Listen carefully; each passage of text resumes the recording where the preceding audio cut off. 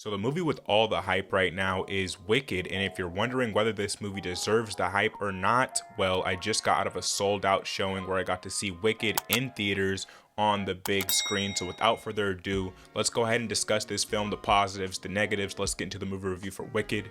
Let's go.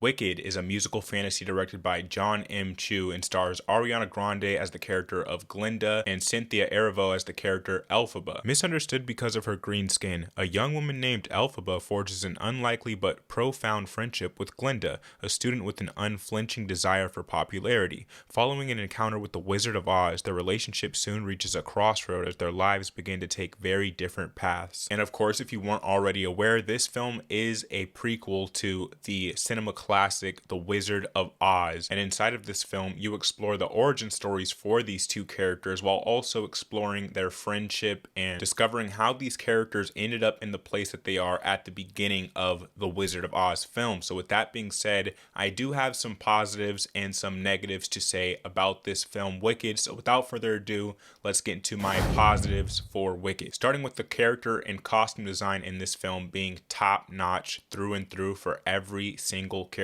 in the film, especially Elphaba. I love the way that they designed her character, the Wicked Witch of the West as she's known, and not only do they commit to the green skin and the over the top, fantastical outfits, but also the world design inside of this fantasy film. This is peak world design from the very beginning of this film, where it begins and you start off at Shiz University where these two characters met each other in school, all the way to towards the end of this film where you get to see the Emerald City and get to see where the budget really went to, and this over-the-top experience that you get to experience theatrically inside of this movie. Now, Shiz University inside of this film was very reminiscent of the old Harry Potter films where you got to visit Hogwarts. It was extremely close to that, considering that this is a school of magic and for magic where you have professors that are teaching you such things. And while most of the students are in uniform, they still have their own unique styles to each and every character, especially the ones that are important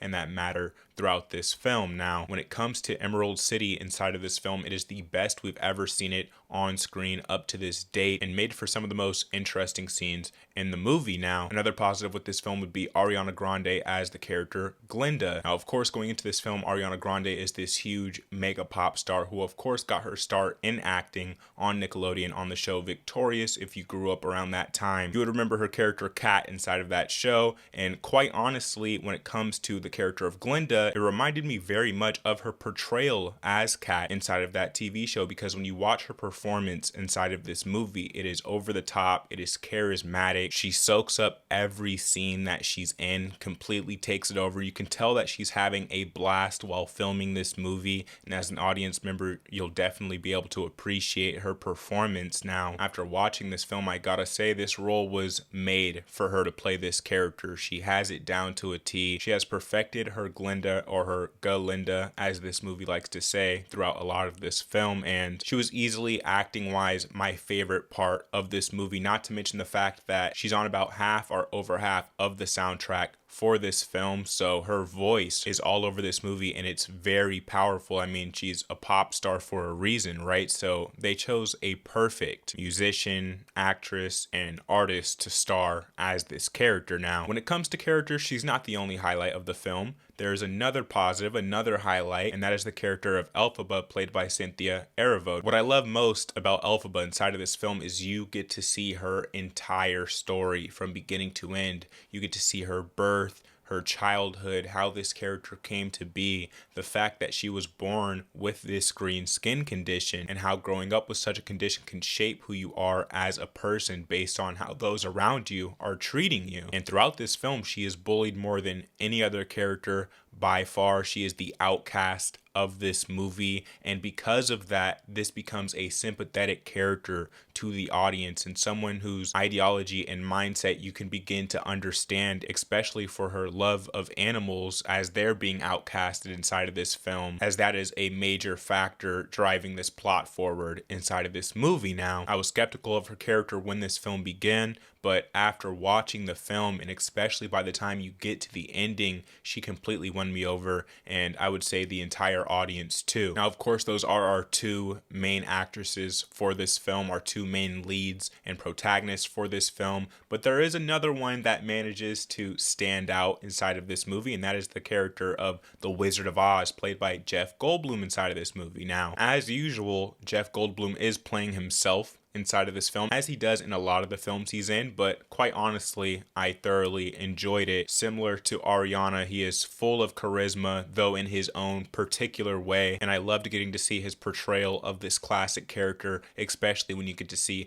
behind the curtain, just as you did inside of the first movie. And while you don't get much of him inside of this film, he might have, 10 minutes of screen time, if that. He manages to do a great job with what he's given and leave a lasting impression on the audience. Now, to take a few steps back to something I mentioned but didn't exactly highlight as a positive of this movie, that would be the soundtrack. Now, of course, the soundtrack going into a musical is the most important part because it makes or breaks the entire movie. And while I'm not the biggest fan of musicals, it's definitely one of my least favorite genres for film overall. This is musical done at its finest. As previously mentioned, Ariana Grande kills this entire soundtrack. I don't want to say she carries the soundtrack because there are other fantastic performances such as Cynthia Erivo. She does an amazing job also on this soundtrack. Even Jeff Goldblum has his little moment to shine on the soundtrack. I believe he's on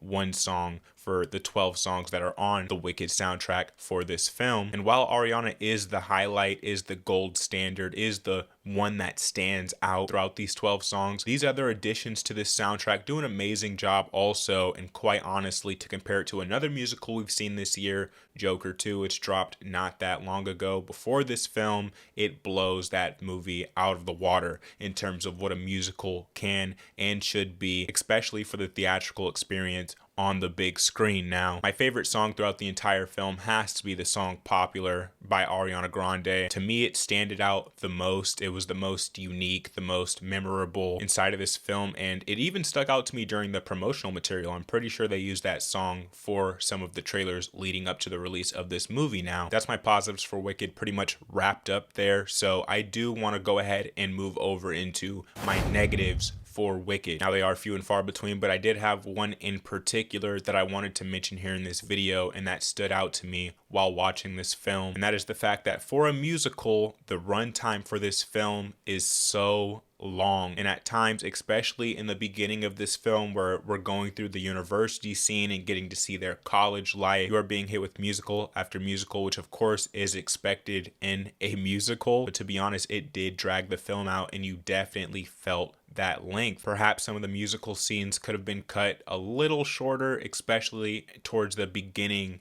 leaning into the middle of the film, because they go on, and at a certain point I'm like, okay, let's get, focused back on the plot and what we're doing with our character progression. I've been to the theater to watch 3-hour movies, 4-hour movies, and they never felt as long as this one did in the beginning of the film, but especially once I got to the end of this film. And with that being said, that would be my negatives wrapped up for Wicked. So let's move into my overall review for Wicked 2024. Guys, as someone who's not exactly a fan of musicals, I gotta say this movie, by the end of this film, won me over heavily. I thoroughly enjoyed my theatrical experience with the film Wicked from beginning to end, but especially once we get to the third act of this film, it kicks up another notch, it kicks into another gear, and it really leaves that lasting impression that a finale, a third act, needs to leave on the audience. On a technical level, this film is achieving so much. I would be curious to see the behind the scenes of how they directed this and put this all together,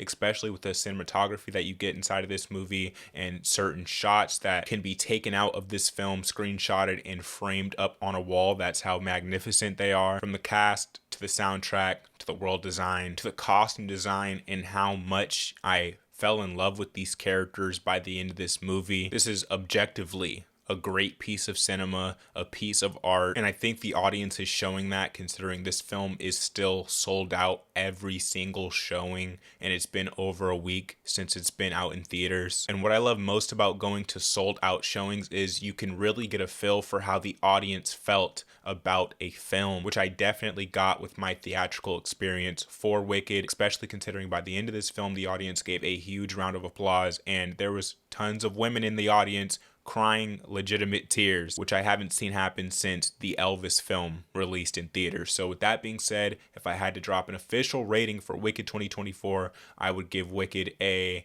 8.5 out of 10. It gets the 8.5 out of 10. Again, I am not the biggest fan of musicals, but considering that this is as great as a musical can get, I can't help but acknowledge its greatness and recommend that you do check this film out in theaters, especially if you're a fan of the original Wizard of Oz. You'll probably like this film even more than I do. And if you're a musical fan, you're gonna love this movie without debate. Okay, so with that being said, guys, if you don't know what we do here on Demigod ENT, we do film and TV reactions and reviews and other movie-based content. So if you're interested in this movie-based content, you're in the right place. Hit subscribe, hit the like button if you enjoyed this video, and if you made it to the end of this video, I love and appreciate you, and I would love for you to comment down below the word Dorothy, which of course is the name of the original protagonist from the original Wizard of Oz film. And with that being said, guys, I hope you enjoyed the video. I'll catch you in the next one. More content coming soon. Stay tuned.